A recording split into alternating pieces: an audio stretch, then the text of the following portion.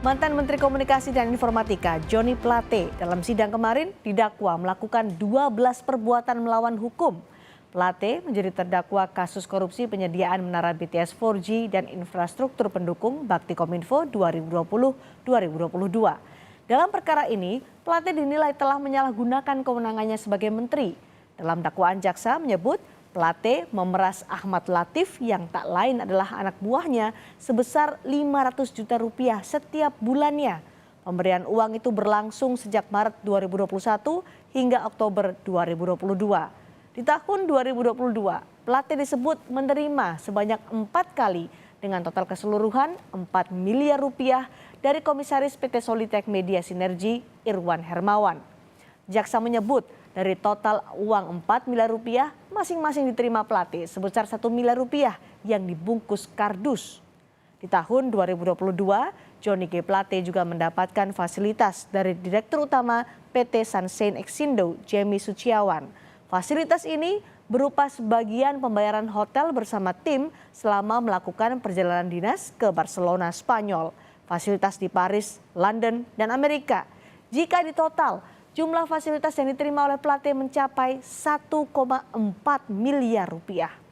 Lalu benarkah Johnny G. Plate memanfaatkan jabatannya sejak menjadi Menkominfo untuk memeras pihak swasta dan mengatur pembagian jatah proyek di Kominfo? Kita bahas usai informasi berikut ini. Saya mengerti yang mulia, tetapi saya tidak melakukan apa yang didakwakan. Soal melakukan, tidak melakukan nantilah.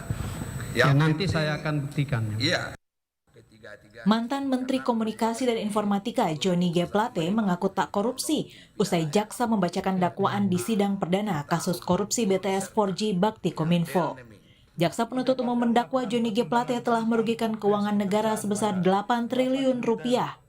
Jaksa penuntut umum menyebut kerugian keuangan negara itu terjadi dalam proyek penyediaan menara BTS 4G dan infrastruktur pendukung 1, 2, 3, dan 4, 5 Bakti Kementerian Komunikasi dan Informatika tahun 2020 hingga 2022.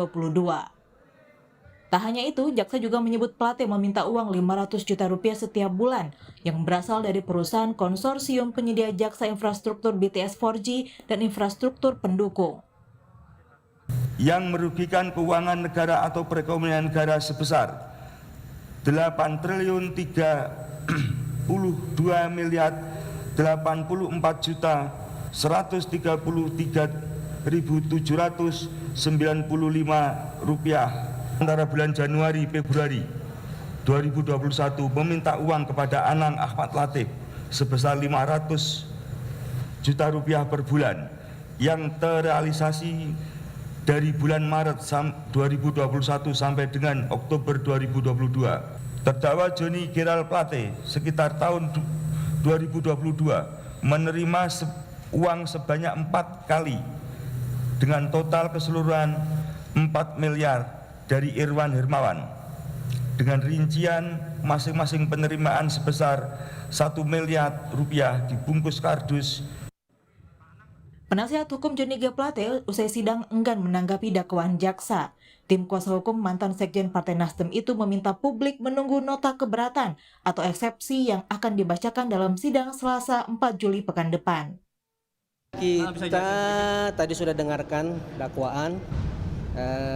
Kami dari kuasa hukum Pak Johnny G. Plate pada saat ini belum bisa memberikan pendapat, komentar. Nanti kita lihat eksepsi kita, nota pembelaan kita. Eksepsi ya. 1 minggu. Ya, 1 minggu. Nanti kita lihat di sana. Silakan teman media bisa melihat, mendengarkan dan membaca dari eksepsi kita. Peneliti Pusat Kajian Anti Korupsi atau Pukat UGM menyebut proyek BTS dan Baktikominfo ini sejak awal sudah diniatkan menjadi proyek bancakan. Plate sebagai menteri sudah mengatur agar pihak-pihak tertentu jadi pemenang tender proyek. Memang sejak awal proyek ini sudah diniatkan untuk menjadi bancakan. Sekali lagi saya sampaikan. Kenapa? Karena yaitu tadi dari awal para pelaku ini yang terdiri dari pihak swasta, dari pihak pemerintah, itu sudah bersekongkol untuk membuat spesifikasi yang tertuju kepada pihak-pihak tertentu sehingga ketika dilakukan tender, pihak-pihak itulah yang akan memenangkan proyek-proyek tersebut. Kemudian sebagai imbal baliknya, para penyelenggara negara termasuk khususnya adalah Menteri Kominfo itu menerima sejumlah uang secara rutin maupun tidak rutin dari para penyedia barang dan jasa jika ditotal nilainya hingga sampai 17 miliar rupiah. Dalam dakwaan, jaksa menyebut Plate melakukan 12 tindakan korupsi, mulai dari menerima uang, fasilitas mewah, hingga memeras pihak lain untuk menyetor uang kepadanya.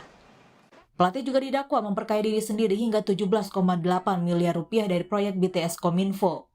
Akibat proyek ini, negara mengalami kerugian hingga 8 triliun lebih.